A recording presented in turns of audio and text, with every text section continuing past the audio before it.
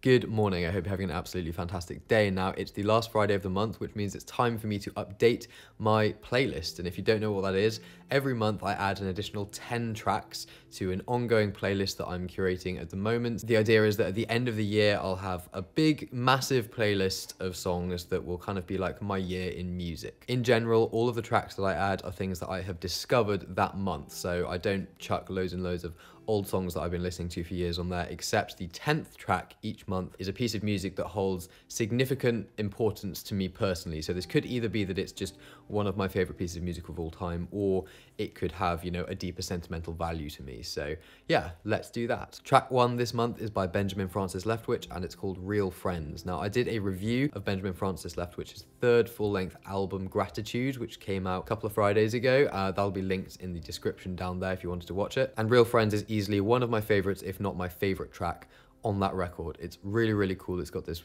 weirdly produced guitar that comes in, and then, as I mentioned in my review, the vocal melody in the verse I just think is really, really good. It's just done really well, and you've got that classic Benjamin Francis Leftwich vocal tone, which is so recognizable, but with more advanced and more interesting production as his albums have progressed. So yeah, that's track number 1, Real Friends by Benjamin Francis Leftwich. Track 2 and track 3 are both by the Japanese House and are called Went to Meet Her and Maybe You're the Reason. They're the first 2 songs from her newest album, Good at Falling, and originally I was just going to choose the first one, Went to Meet Her. That's one of my highlights from that whole album. But at the end of it, it just transitions straight into the next song, Maybe You're the Reason, which is also one of my favorites from her album. So I thought I might as well just include both of them. Bit cheeky, I know, I'm sorry, but when you listen to them side by side, you'll kind of probably notice why I didn't want to just choose the first one. I felt like it was worth having both of them there. I really like the Japanese House for the last few years, ever since I saw her live in the Motorpoint Arena in Cardiff supporting the 1975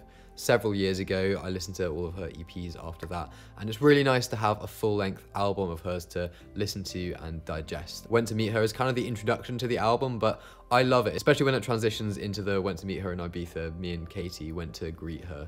Should really be Katie and I went to greet her, but we'll just let that go. Anyway, it serves as an amazing introduction, and then there's the super smooth, silky guitar work that starts off Maybe You're the Reason, which I just love. I just love that song. Production in the Japanese House is very interesting. It's something that she's sort of been developing quite a recognizable style over the last few years, and it's sort of all come to fruition with this record. And yeah, so those are tracks 3 and 4 from this list: Japanese House, Went to Meet Her, and Maybe You're the Reason. Track 4 on this list is by an artist called Marika Hackman and is called Before I Sleep.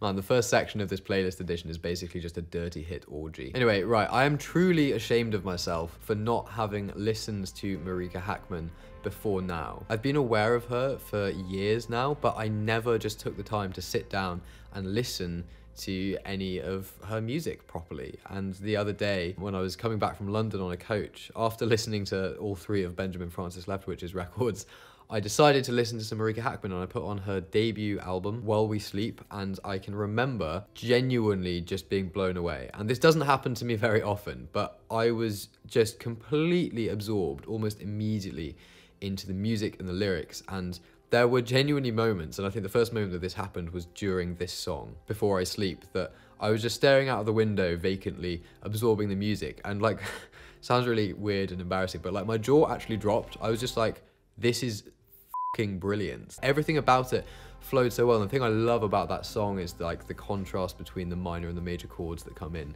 It's not a conventional chord structure, but it kind of is at the same time, and Marika Hackman has done an amazing job of seamlessly blending completely disparate genres. So you've got some folk in there, you've got indie vibes and a whole load of electronic influences and instrumentation in the production. It's just so cool. But yeah, this is one of my favorite songs from that album, which I will definitely have to get on vinyl. Her vocal melodies are spot on, and her lyrics are so good and use really, really interesting imagery and metaphors, but without being pretentious or nonsensical. I just fucking love it. Right, we're almost halfway through now, and I've decided, similarly to last month, that every 5th track on this list is going to be an instrumental piece of music as a kind of interlude, but no, not an interlude, because that implies that the instrumental music has less value or weight to it than the music with vocals, which it doesn't. So just a sort of a separating moment in the playlist. And yeah, so track 5 on this list is by Nils Frahm and is called Over There It's Raining. This beautiful,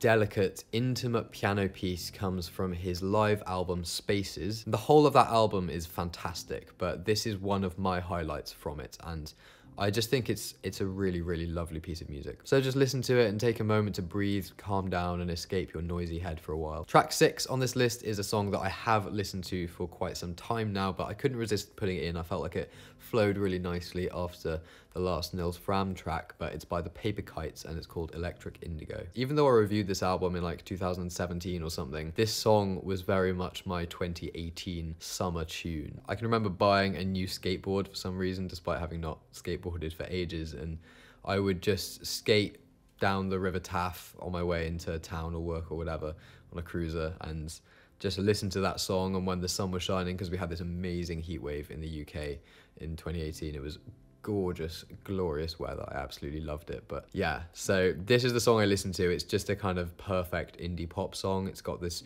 really, really nice beat that's got a load of delay on it that starts it off, and this kind of very recognizable guitar riff that comes in.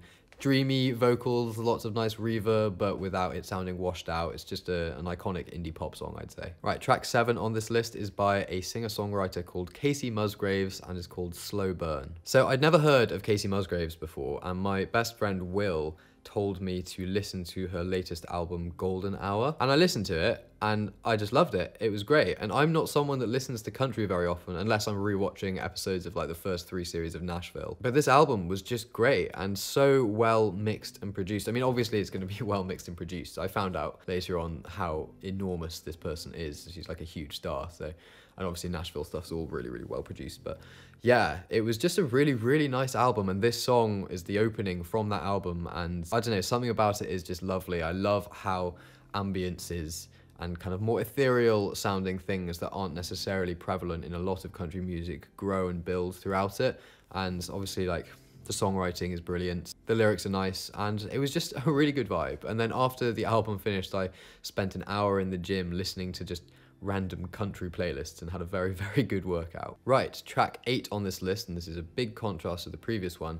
It's by an artist called Dowdy Matsiko and is called You Can Do Better Than Me, But I Hope You Don't. Now, on last month's playlist, there's a track by an artist called Hiatus, and the singer in that track is this singer. It's his own kind of solo material, and his solo work is exquisite. Honestly, it is so good. It was such a nice discovery for me to find someone that made music the way he did, because it's kind of like if you imagine Keaton Henson and Luke Sittle Singh crossed over. That's kind of how his music sounds. You've got the fragile sound of his voice, because he really sings close to the microphone and almost whispers things in a similar way to Keaton. You can kind of hear his voice cracking, but it's got more sort of acoustic indie folk vibes to it, and the lyrics are just heartbreaking, honestly. Like, I don't really need to talk about it, just if you listen to that song, try not to cry. I probably have several times. Fragile vocals, heart-wrenching lyrics, what's not to love? Track 9, the penultimate track on this list, is by an artist called Kevin Garrett and is called Colouring. My friend Pranav introduced me to this guy the other day with this song, which is why it's the one I've chosen, but it's brilliant. And I think Pranav said something about how he'd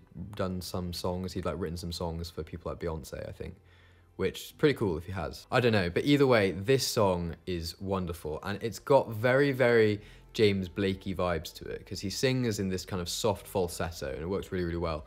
And there's a lot of piano as kind of the foundation for the track, but then everything supporting that and around that is electronic-y based, and some of the synths even sound similar to some of James Blake's work in the past. But I love that. I love James Blake. Yeah, if you like James Blake, you will probably like this track. It's a fascinating track to listen to, and the more I listen to it, the more I discover things to appreciate. The songwriting is really good, and there are lots of very good chord progressions in there. Like, musically, it's a good song. It's, none of this 4-chord nonsense. And finally, track 10 on this list, which is the track that has, emotional significance to me, is by none other than Olafur Arnalds and is called For Now I Am Winter. I saw Olafur Arnalds live a couple of weeks ago at the St David's Hall in Cardiff, and it was absolutely magical. And whoever does the lighting for his shows deserves some kind of Oscar or knighthood or whatever, because the lighting was just incredible for that show, honestly. If you've seen Olaf Ronald live on his current tour, you'll know what I mean, but it was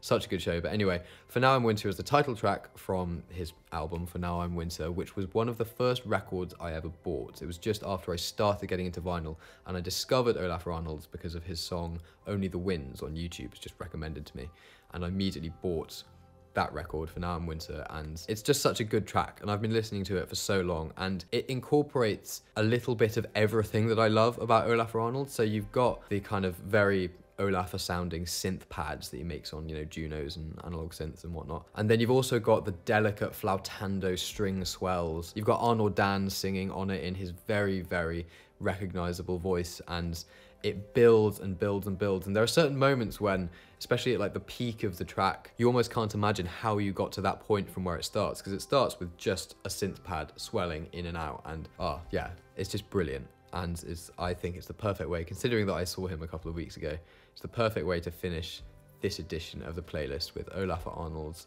For Now I Am Winter featuring Arnold Dan. So there we have it. That concludes this month's additions to the Spotify playlist. As always, the playlist will be linked just down there in the description. There will also be links to the pre-order for the vinyl release of my debut instrumental EP, Her, which will hopefully be shipping relatively soon. I should be able to give a proper update on that within the next week. There'll also be links to, you know, Spotify and iTunes for it as well. If anyone wanted to listen to it, it would be wonderful if you did. But let me know what you think. Let me know some music you've been listening to this month. Someone recommended an amazing artist to me the other day. I'll probably include some of his music in next month's playlist. He's this like Armenian jazz pianist, and it just blows my mind. I watched some of his music, it was unbelievable. But anyway, yeah, let me know what you're listening to. Let me know what you think of the suggestions that I've made in the playlist, if you're enjoying it or not. Yeah, so thank you very much for watching. I really do hope you've enjoyed this. Have an absolutely fantastic day, and I'll see you very soon.